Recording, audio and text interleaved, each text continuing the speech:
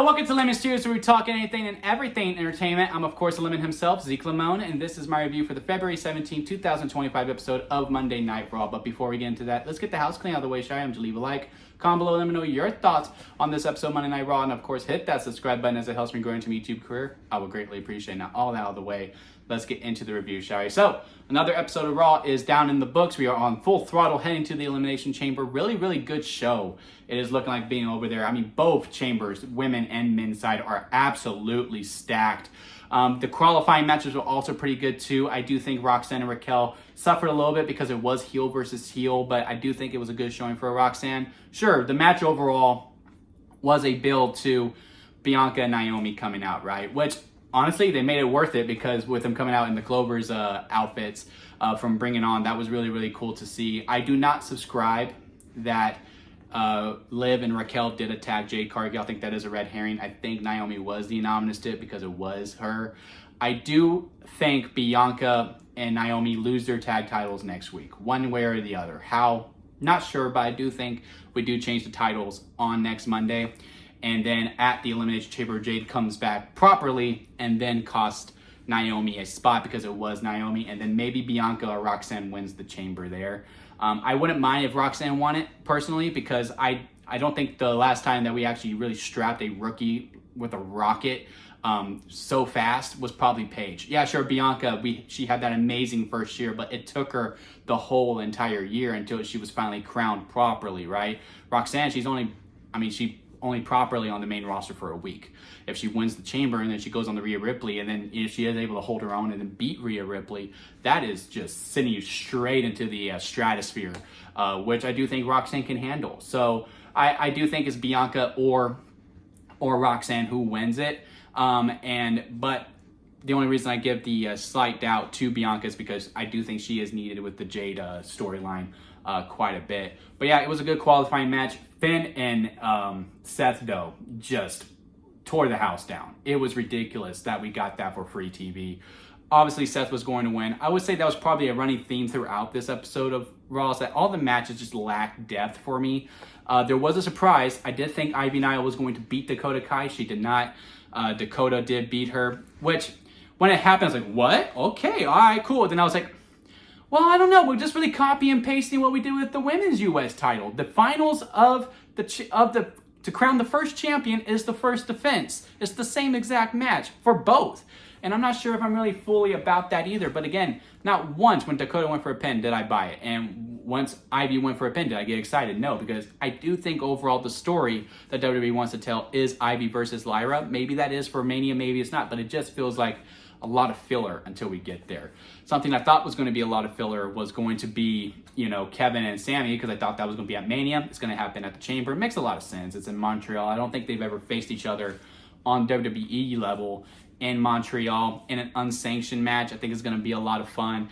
It may main event, because I do know the old rule is if you have an unsanctioned match, it goes on last, because so that way none of the company can be, held responsible, because, y'all went on after the show initially. So maybe it main events, and if it does, they rightfully deserve that, to do that in their hometown, in their home country. I think it would be warranted.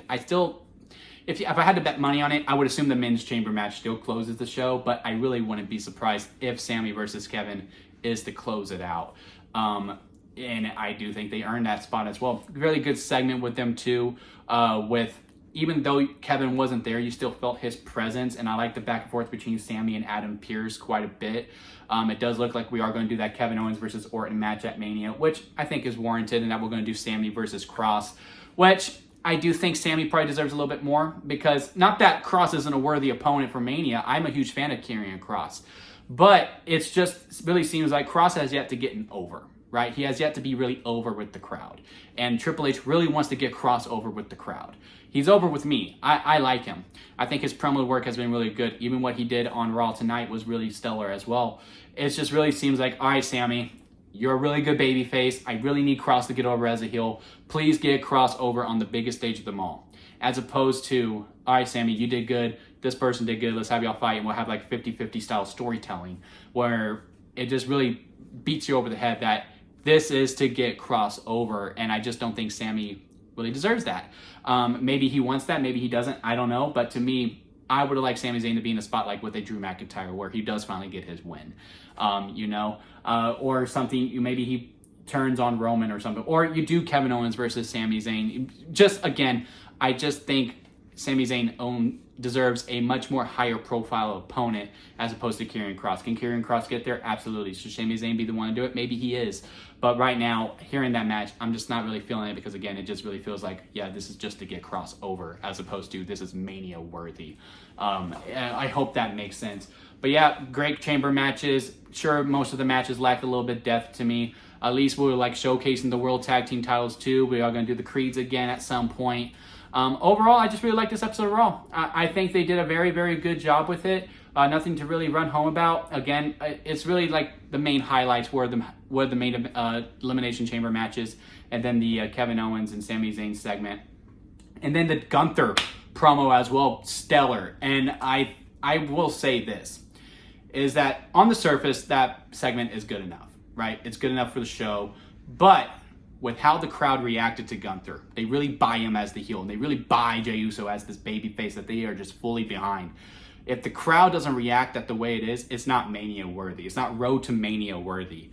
With how much the crowd buys into Gunther and Jey Uso, that segment became Mania worthy because of them, with how loud they were, how much they were booing Gunther as he was coming down the stairs and he was running everyone down.